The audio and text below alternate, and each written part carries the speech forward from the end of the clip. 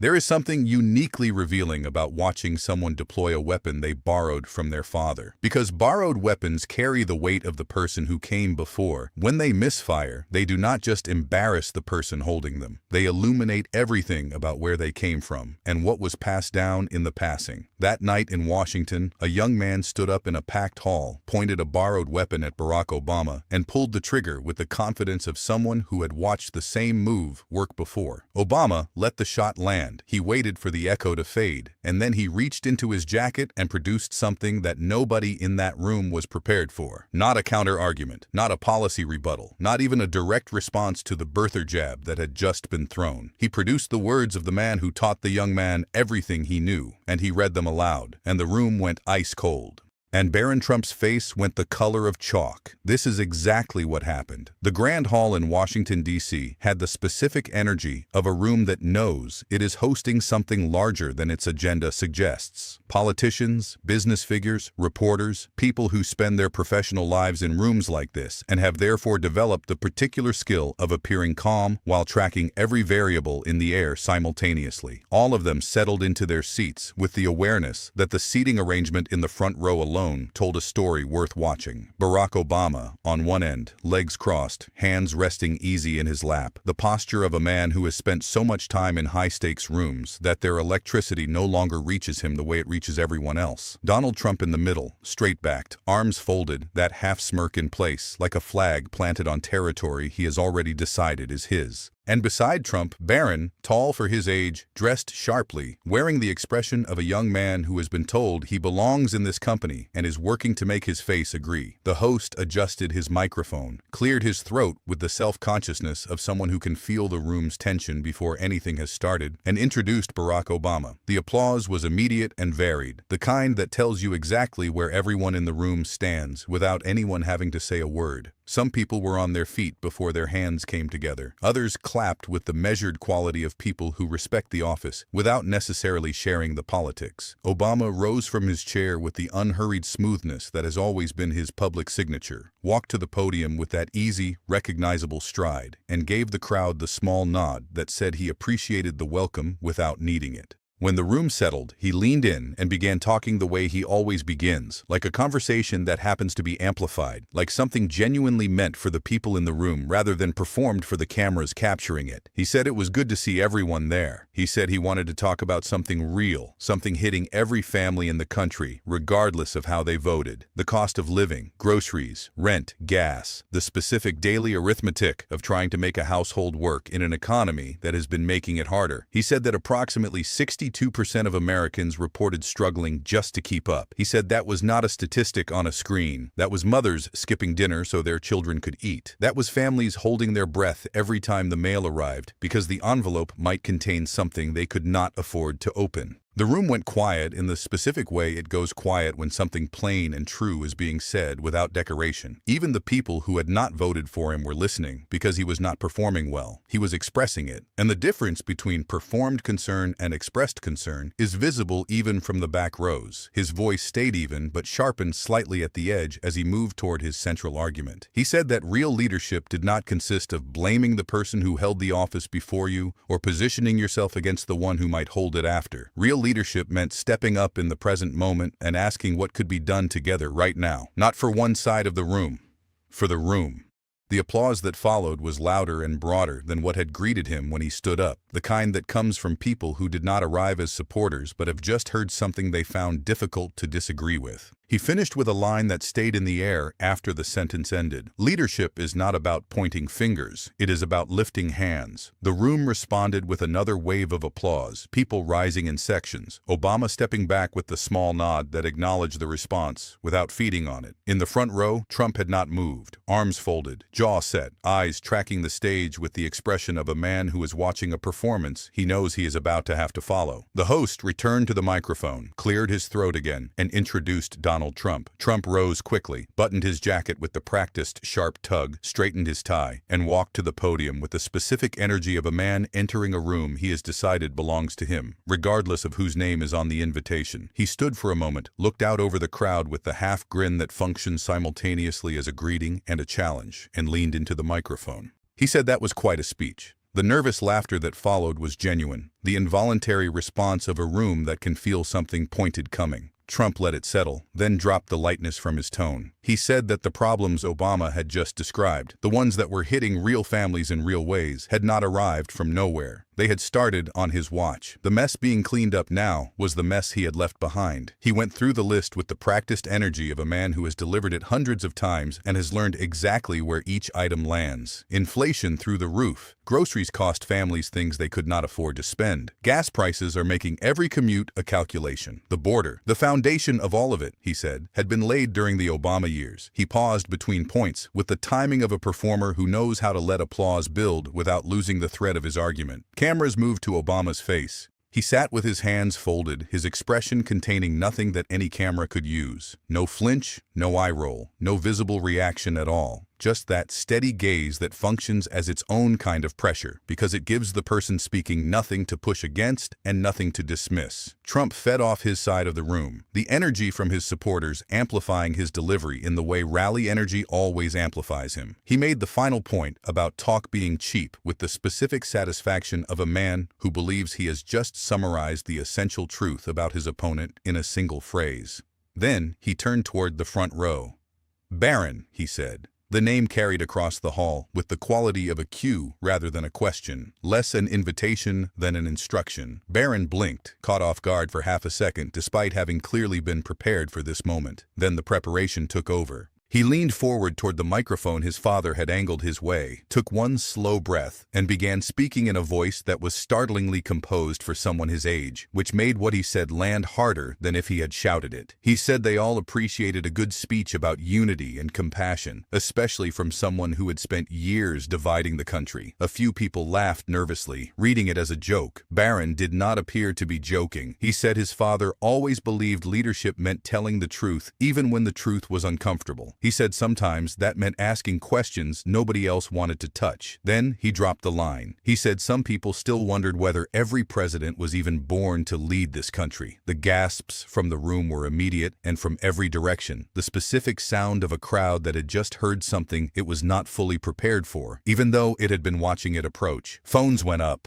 A woman in the back dropped her program. The host's face drained of color. Reporters' hands moved across notebooks with sudden urgency. In the front row, Trump's face spread into the slow, satisfied smile of a coach watching a play land exactly as drawn up. He gave a small nod, the gesture of a man confirming a score. Barron sat back slightly and folded his hands, that faint smirk holding in place, the expression of someone who has just done something they have been looking forward to doing and believes it landed clean. The room processed the moment in the specific way political audiences process moments that cross a visible line. Some people clapping, some people shaking their heads, some people simply staring at the space between Barron and Obama, trying to read the next development before it arrived. Obama had not moved. The legs were still crossed. The hands were still resting easily. What had changed was the small smile that had appeared on his face, so quiet it was almost invisible from more than a few rows back. The kind of smile a person gives when they have heard a line before and already know the exact shape of what comes next. Not amused, not angry, just certain. Barron noticed it. His own smirk faltered by a fraction, the specific micro-expression of someone who expected a reaction and received something else and is still processing what it means. Then, Obama uncrossed his legs. The movement was slow and entirely without drama. He stood from the chair the way a person stands when they are not in a hurry because they are going somewhere they have been planning to go for some time. The hall felt it before he had taken a step.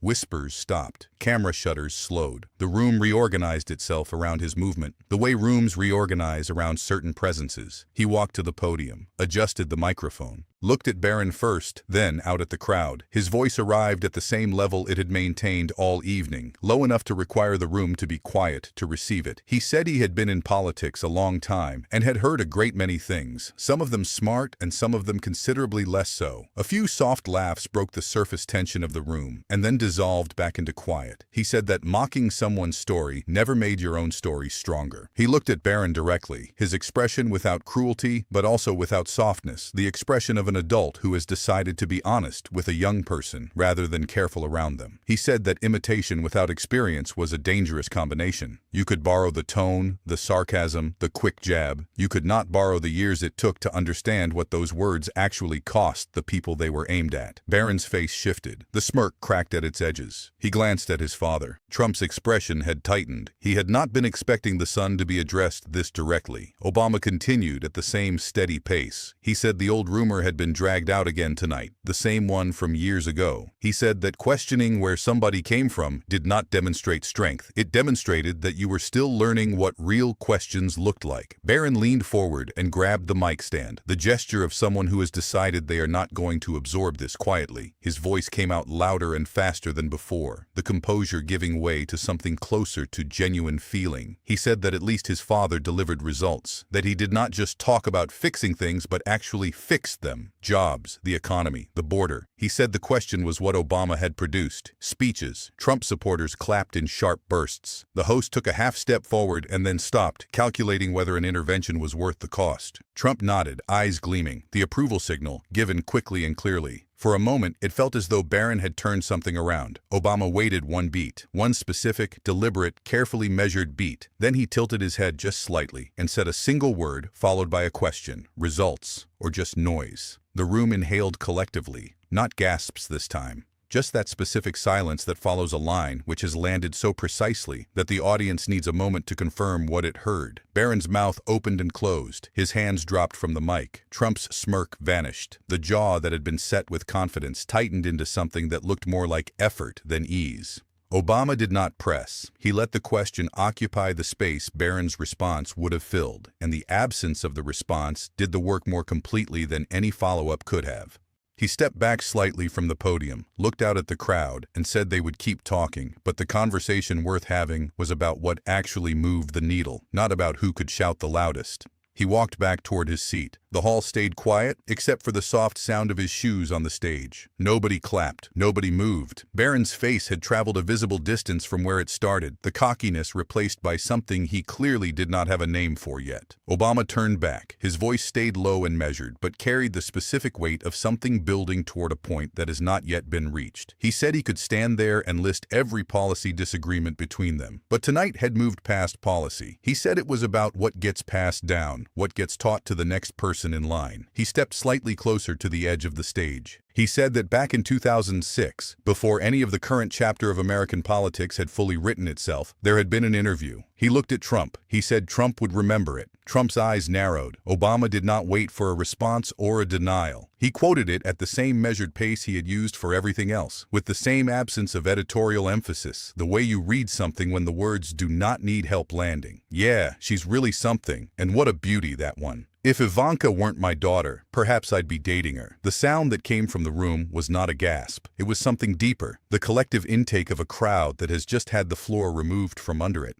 Hands went to mouths. Phones went higher. People turned to each other with expressions that contained no words because no words had yet organized themselves around what they had just heard. Obama let the quote exist in the air for a full beat. Then he turned and looked directly at Barron. His voice was quiet, almost gentle. He asked whether this was the example of leadership Barron had learned at home, whether this was the kind of family talk that got passed down as strength. He asked Barron whether he understood the lessons he had been taught, or whether he was simply repeating what he had heard, without ever asking what it cost the people it was aimed at. Barron's face went white, not the flushed, frustrated color of someone who has lost an argument. The specific pallor of someone who has just understood something they cannot understand. His eyes went wide, and then moved desperately to his father, the involuntary reflex of a young person looking for a signal about how to process what is happening. Trump was on his feet before Obama had finished the question. The chair scraped loudly against the floor, the sound of something physical expressing what words could not yet form. He grabbed the microphone he had used earlier.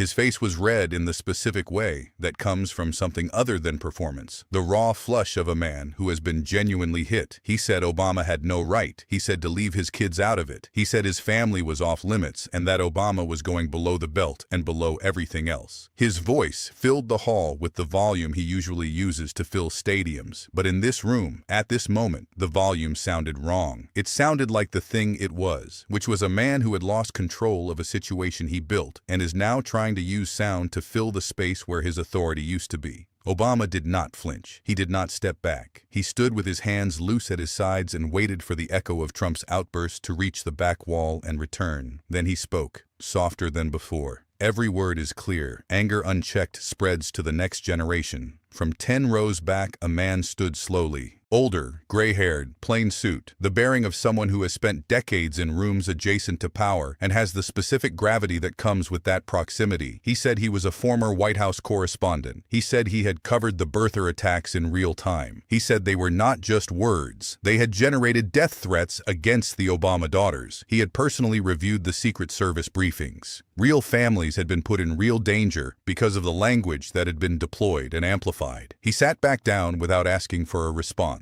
The murmurs that spread through the hall were low and shocked, the specific sound of information arriving that reorganizes the emotional context of everything that has preceded it. Trump's mouth opened, closed. For the first time in the evening, no comeback assembled itself in the available time. Obama turned back to Barron. The boy was frozen, eyes glassy, hands clenched in his lap. His shoulders had dropped from where they had been when he stood up to deliver his father's borrowed line. The posture of a young man who arrived as a confident extension of something larger than himself and is now just himself, in a chair, in a room that has grown very large around him. Obama's expression held something that was neither pity nor satisfaction, something closer to the specific disappointment of a person who wanted the young man to be better than the moment had allowed him to be, and who recognizes that the young man may eventually understand why. He said Barron had questioned where he came from tonight. He had thrown out the old line, the one built to hurt. He said the real question was whether Barron even understood the lessons he had been taught, or whether he was simply repeating what he had heard without asking what it cost the people it was directed at. Barron's mouth moved twice. Nothing came out.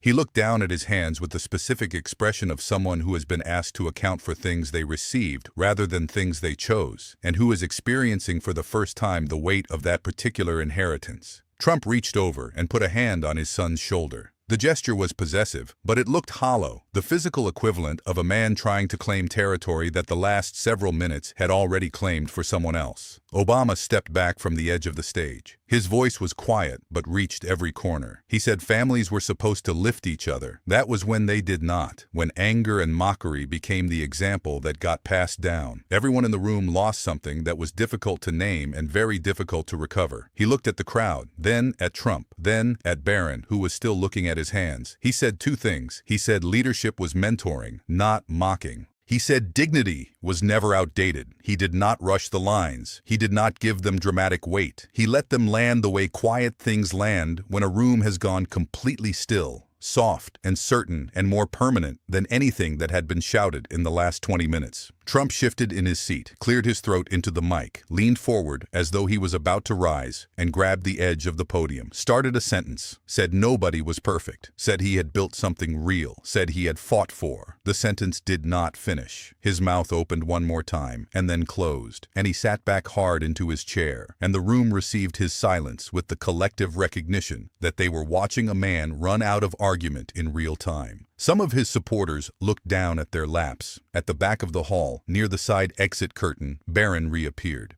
He had slipped out earlier when the exchange peaked, but he was back now, standing just inside the doorway. His tie had been loosened. His hair had been touched by a hand running through it. He did not step forward. He stood at the edge of the room and looked at his father across the length of the hall. Trump saw him. Something moved across his face in the moment of that eye contact, something that the cameras caught but could not fully identify. It was too brief and too private to name with confidence. It lasted 1 second, and then it was gone, and what replaced it was the familiar blank hardness. Barron did not say anything. He did not need to. The space between father and son held what neither of them could speak out loud. The boy who had tried to replicate his father's fire had been burned by it, and the father could see it, and neither of them had the language for what that meant. Obama gave one small nod to the room, to no one in particular, and turned toward the wings. He walked off the stage without a final wave or a backward glance, his steps even and unhurried, the same pace he had used to walk into the building at the beginning of the evening. The first clap came from the middle of the crowd, a single pair of hands, slow and deliberate, then a second. Then the hall found its feet the way halls find their feet when something real has just happened in front of them, and standing up is the only honest response available. The ovation built quickly into something that shook the air, not the performative thunder of an arranged moment, but the genuine sound of hundreds of people people simultaneously deciding that what they had just witnessed deserved to be acknowledged with everything they had.